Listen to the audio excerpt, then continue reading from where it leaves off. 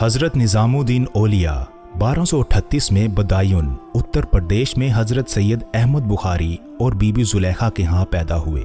ان کے والدین دونوں انتہائی مذہبی اور متقی لوگ تھے۔ دونوں کا تعلق سادات خاندان سے تھا۔ ان کے والد کے بارے میں بتایا گیا ہے کہ انہوں نے پیدائش کے فوراً بعد اسلامی کلمہ پڑھا تھا، جبکہ کہا جاتا ہے کہ ان کی والدہ کی دعائیں کبھی ادھوری نہ رہنے والی شہرت رکھتی تھیں۔ ان کے والد کا انتقال اس وقت ہوا جب نظام الدین اولیاء صرف 5 برس کے تھے۔ ان کی والدہ نے اپنے بیٹے کو بہترین تعلیم حاصل کروانے کا ذمہ لیا۔ انہوں نے اسے بدایوں کے مولانا علاء الدین اصولی کی تربیت میں رکھا، جن کی رہنمائی میں آپ نے تعلیم میں کمال حاصل کیا۔ آپ نے قرآن پاک کی تلاوت کے 7 طریقوں پر عبور حاصل کیا، عربی گرامر، احادیث، تفسیر قرآن، ریاضی اور فلکیات کا مطالعہ کیا۔ وہ مناظرے کے فن میں بھی مہارت رکھتے تھے۔ جب آپ کی عمر تقریباً 17 یا 16 برس تھی، آپ نے صوفی بزرگ فرید الدین گنج شکر کے بارے میں سنا، جنہیں عرف عام میں بابا فرید گنج بخش کہا جاتا ہے، اور فوراً ان کے لیے محبت اور احترام کے جذبات پیدا ہوئے۔ وقت کے ساتھ ساتھ ان کی بابا سے محبت میں شدت آتی گئی، اور 20 سال کی عمر میں وہ پاک پتن تشریف لے گئے اور بابا فرید کے شاگرد بن گئے۔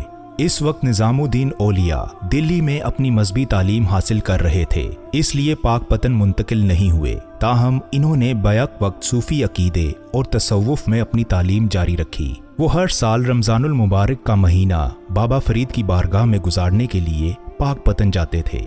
اس طرح کے تیسرے دورے پر بابا فرید نے انہیں اپنا جانشین بنا لیا۔ حضرت خواجہ نظام الدین رحمۃ اللہ کے اوصاف کا خلاصہ اور ان کا صحیح ترین جامع تعارف ان الفاظ میں ہے جو عطائے خلافت کے وقت ان کے صاحب نظر شیخ و مرشد حضرت خواجہ فرید الدین گنج شکر رحمۃ اللہ علیہ کی زبان سے نکلے۔ انہوں نے فرمایا کہ اللہ تعالیٰ نے تم کو علم و عقل و عشق کی دولت عطا کی ہیں، اور جو ان صفات کا جامع ہو وہ مشائخ صفات کی ذمہ داریاں خوب ادا کر سکتا ہے۔ ان کی زندگی کا بہترین جوہر، جس نے ان کو اپنے معاصرین ہی میں سے نہیں بلکہ مشائخ اسلام میں ایک بلند مقام عطا کیا اور ان کو محبوبیت کے خاص انعامات سے نوازا، وہ توحید و اخلاق کی وہ خاص کیفیت و ذوق ہیں جس میں محبت اور رضائے الہی کے سوا کوئی چیز مطلوب و مقصود نہیں رہی۔ حضرت خواجہ کی ساری زندگی دل سوختگی اور خود باختگی کا نمونہ ہے۔ سلسلہ چشتیہ کی بنیاد ہندوستان میں پہلے ہی دن سے اشاعت تبلیغ و اسلام پر پڑی تھی، اور اس کے بانی خواجہ معین الدین چشتی رحمۃ اللہ علیہ کے ہاتھ پر اس کثرت سے لوگ مسلمان ہوئے کہ تاریخ کے اس اندھیرے میں ان کا اندازہ لگانا مشکل ہے۔ عام طور پر تسلیم کیا جاتا ہے کہ ہندوستان میں مسلمانوں کی تعداد کی یہ کثرت بہت کچھ حضرت خواجہ کی کوششوں اور روحانیت کی وجہ سے ہے۔ ان میں ایک بڑی تعداد حضرت خواجہ کی روحانی قوت، اشراقی کمال اور مقبولیت کے واقعات سے مسلمان ہوئی۔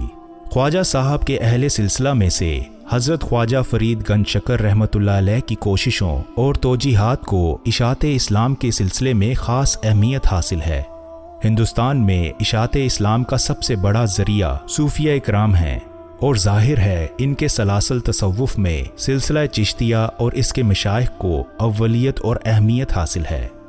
وفات سے 40 روز پیشتر اضطراغ و تحیر کی کیفیت پیدا ہو گئی۔ جمعے کا دن تھا، سلطان المشائخ پر ایک کیفیت تھی، نور تجلی سے ان کا باطن منور ہو رہا تھا۔ نماز کی حالت میں بار بار سجدے فرما رہے تھے۔ اسی حالت تحیر میں مکان میں تشریف لائے۔ روزانہ کئی مرتبہ یہی فرماتے تھے کہ آج جمعے کا دن ہے۔ دوست کو دوست کا وعدہ یاد آ جاتا ہے اور اس کیفیت میں غرق ہو جاتا ہے۔ اسی حالت میں دریافت کرتے کہ نماز کا وقت ہو گیا ہے اور میں نماز پڑھ چکا ہوں۔ اگر جواب دیا جاتا کہ آپ نماز پڑھ چکے ہیں تو فرماتے کہ پھر پڑھ لیتے ہیں۔ ہر نماز کو مسکرا کر ادا کرتے۔ جتنے دن اس عالم میں رہے یہ 2 باتیں مقرر فرماتے رہے کہ آج جمعے کا دن ہے اور کیا ہم نماز پڑھ چکے ہیں۔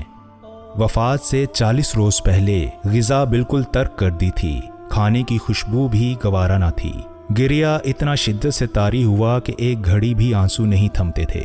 سید حسن نے عرض کیا کہ کئی دن ہو گئے ہیں آپ نے کھانا بالکل ترک کر دیا ہے، اس کا کیا نتیجہ ہوگا؟ فرمایا، جو رسالت مآب صلی اللہ علیہ وآلہ وسلم کی ملاقات کا مشتاق ہو، اس سے دنیا میں کھانا کیسے کھایا جائے گا؟